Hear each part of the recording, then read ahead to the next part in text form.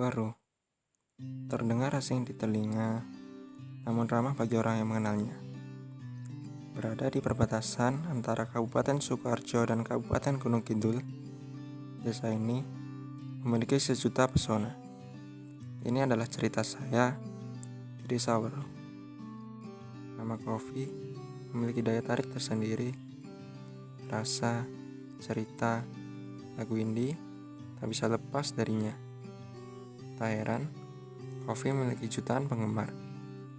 Seni rasa yang ada di dalamnya menjadi candu bagi para penikmatnya. Kali ini, saya akan berbagi cerita mengenai kedai kopi yang ada di daerah Waru, yang menjadi primadona baru bagi anak-anak muda di sana. Pemilik menamainya Anteiku.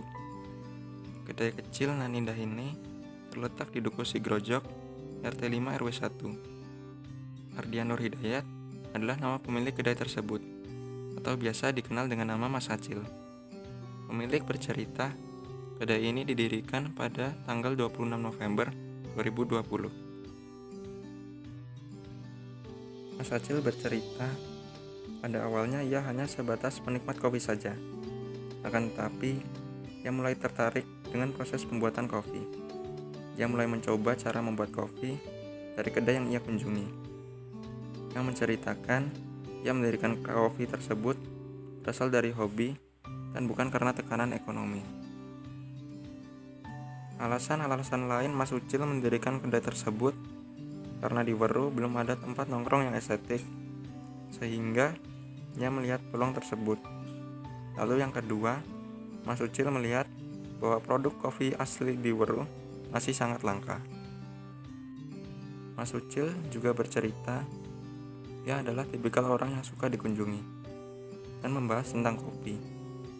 Ia melihat ada kesatuan antara hobi dan pekerjaan yang ia jalani, sehingga ia mendirikan kedai kopi tersebut. Ia juga bercerita, pada saat PPKM, penjualan kedai kopinya mengalami penurunan yang signifikan, dikarenakan oleh adanya razia patroli polisi di malam hari, sehingga menyebabkan para pengunjung takut untuk nongkrong di sana. Masa PPKM benar-benar mengganggu perekonomian usaha mikro, kecil, dan menengah. Pada saat PPKM, usaha apapun dilakukan olehnya, mulai minta promosi teman lewat story WA, Facebook, namun tak kunjung mendapatkan hasil yang diharapkannya. Saya bertanya tentang penjualan secara online yang akhir-akhir ini disukai oleh banyak pengusaha. Menurutnya, sistem penjualan online belum bisa diterapkan di daerah Waru, dikarenakan tidak adanya driver GoFood atau yang sejenisnya di sana, sehingga ia lebih memilih sistem offline atau dine-in. Kalau begitu, ia juga melayani pesanan melalui WA untuk pesanan jarak dekat.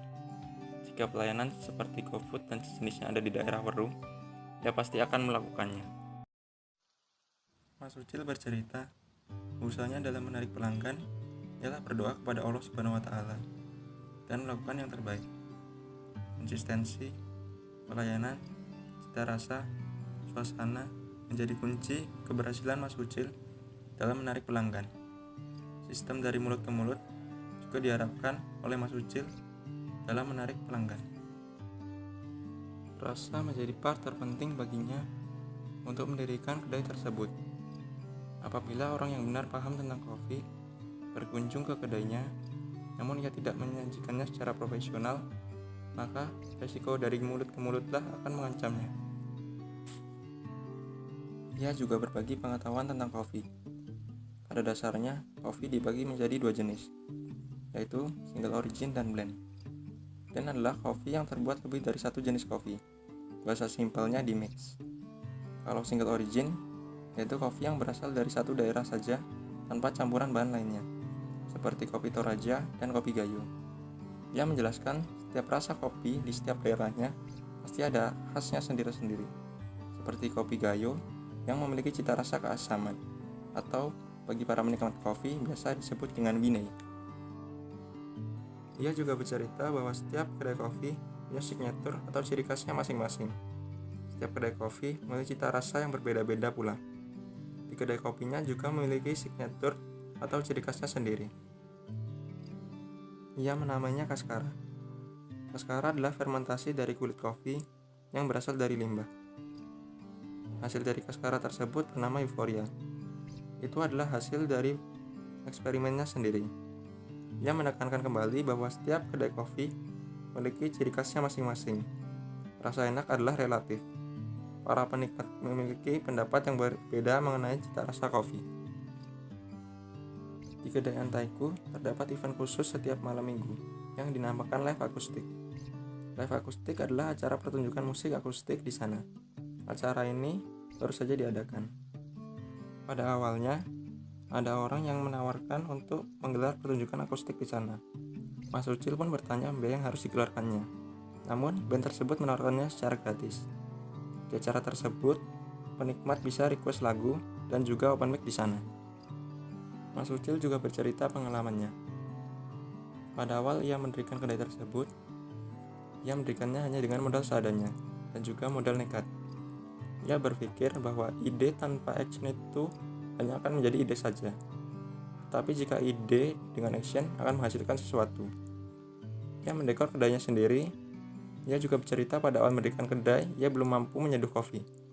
Ia membuka kedai tersebut sambil belajar cara menyeduh kopi dan mengasah kemampuannya.